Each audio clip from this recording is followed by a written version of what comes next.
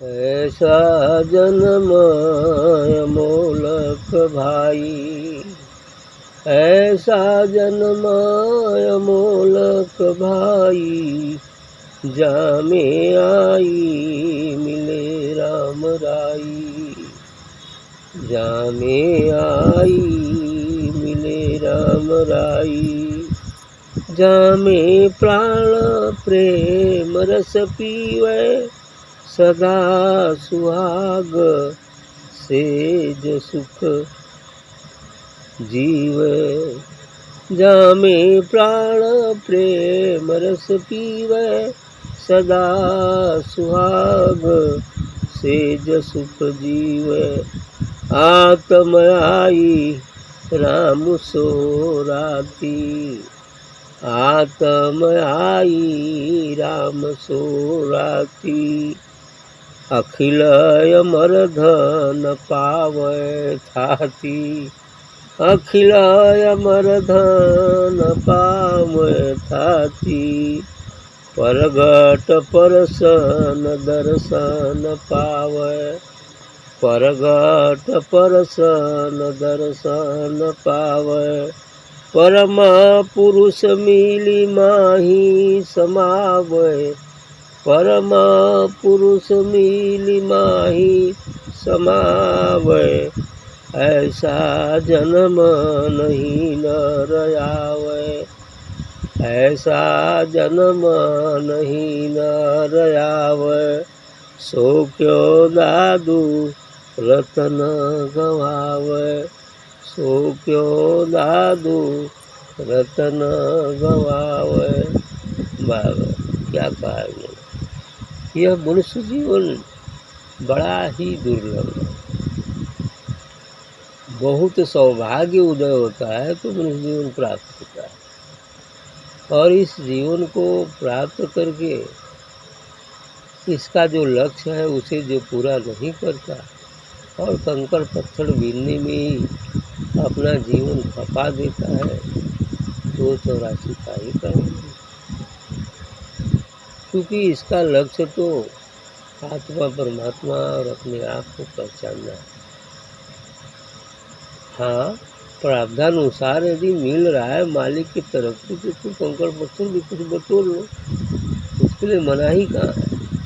लेकिन उसी का होके रह जाओ और रात दिन उसी का चिंतन, उसी का मनन, सोने में भी और सपन में भी वही काम करो, तो सब बेकार है। इसलिए कह रहे हैं कि ऐसा जन्म अमोलक भाई, ये मनुष्य जीवन बड़ा ही अमोलक है, इसका तो कोई मूल्य ही नहीं दिया जा सकता कि इसका मूल्य कितना हो सकता है। कह रहे हैं कि अमोलक उसको कहते हैं जिसका मूल्य दिया न जा सके, है ना। इसलिए कहते हैं कि ऐसा जन्म अमोलक भाई, जामे आए मिले मिले राम राई, इसमें अमोलक जीवन को प्राप्त कर, और जिसमें कि मिला जा सकता है उस राम से, उस सदगुरु से, उस निर्वाण से मिला जा सकता है। 100% चाहिए, लेकिन जिस तरीके से, जिस मार्ग से चलकर संत महापुरुष उसमें मिले, वही मार्ग तो हमें भी अपनाना होगा, क्योंकि रास्ता एक ही है, उससे नहीं और कोई दूसरा रास्ता ही नहीं।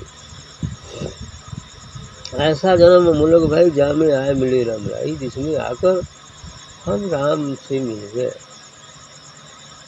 मिले राम राई, उस सतगुरु से मिल गए। राम रमता है सो राम, सतगुर व्यापी राम, उस निर्गुण निराकार निरक्षर राम के बारे में होता है।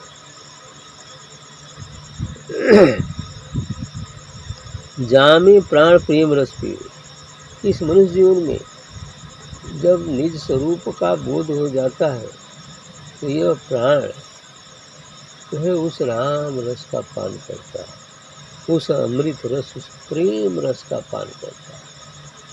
उस आत्मा, उस पारब्रह्म से निकलने वाले परम तेज का अनुभव करता है, इसमें उस प्रेम रस का पान का है, क्योंकि आत्मा ही प्रेम है और आत्मा ही प्रेम है, तो आत्मा से निकलने वाला वह दिव्य रस ही प्रेम रस हुआ। इसलिए कह रहे हैं जैसे सूर्य है और सूर्य का प्रकाश है, रश्मियाँ हैं, उसी तरह से वह प्रेम है और प्रेम रस है। ठीक है, ये चीज़ है। तो आतम आई राम सुराती, प्रेम रस भी सदा सुहाग से सुख जीव, और इतनी ही नहीं, वो सदा सुहागिन हो जाता है। यह जीव रूपी स्त्री उस परमात्मा रूपी पति से जब मिल जाती है तो सदा के लिए सुहागिन, अर्थात सदा उनके पास है। बूंद सागर में यदि मिल जाती है या सागर बूंद को मिला लेता है तो बूंद भी सागर हो जाती और सदैव सागर में ही रहती है। यही बात करें। आतम आई राम सुराती, अखिल अमर धन पावता। इस प्रकार से आत्म आई राम सुराती, आत्मा ही आकर राम से मिलती है, अर्थात कोई जीव नहीं मिल सकता।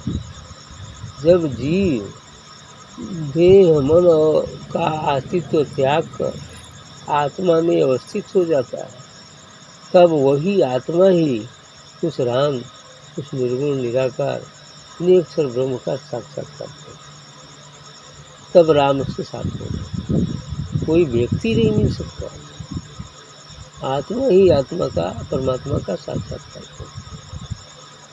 तो आत्मा बनने के लिए ही, क्योंकि जीवात्मा आत्मा का ही बिगड़ा रूप, यानी आत्मा ही जब बंधनों के घेरे में आ जाती है तो जीवात्मा बन जाती है, और उस जीवात्मा पर पड़े बंधन को जब छुड़ा दिया जाता है तो फिर आत्मा वो बन नहीं जाती। आत्मा उसका स्वरूप ही है, बंधन में पड़ जाने के कारण जीवात्मा हो गई और ये सांसारिक विषयों की तरफ आसक्त है। और जब उसके तीनों शरीर तथा सभी पूर्व जन्मों के सभी बंधन, सभी संस्कार मिट जाएंगे, मिटेंगी कैसे? गुरु की साधना से, गुरु की बताए मार्ग से।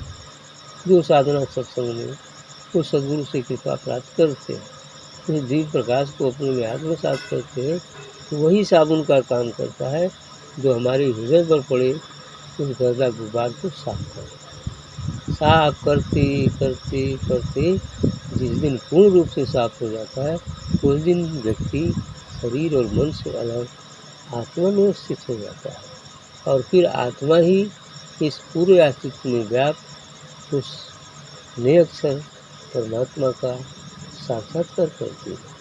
इसलिए कहते हैं कि आत्म आई राम सूरा, कि वह आत्मा आकर राम अर्थात जो सब जगह विद्यमान है उसमें मिल जाती है।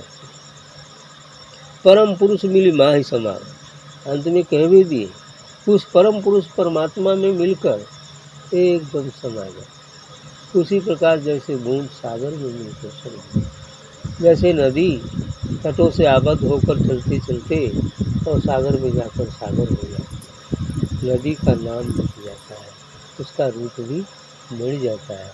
उसी प्रकार से जीव साधना रूपी नदी में पड़कर, सत्संग रूपी नदी में पड़कर चलते चलते चलते जब उस सागर रूपी परब्रह्म में मिल जाता है, सीधी सी बात। कर प्रगट परसन दर्शन पावे, तब का हो रहा है, कर जब वो मिल जाती है तो प्रगट उसका स्पर्श भी हो रहा है, पर्सन भी हो रहा है, दर्शन भी हो रहा है।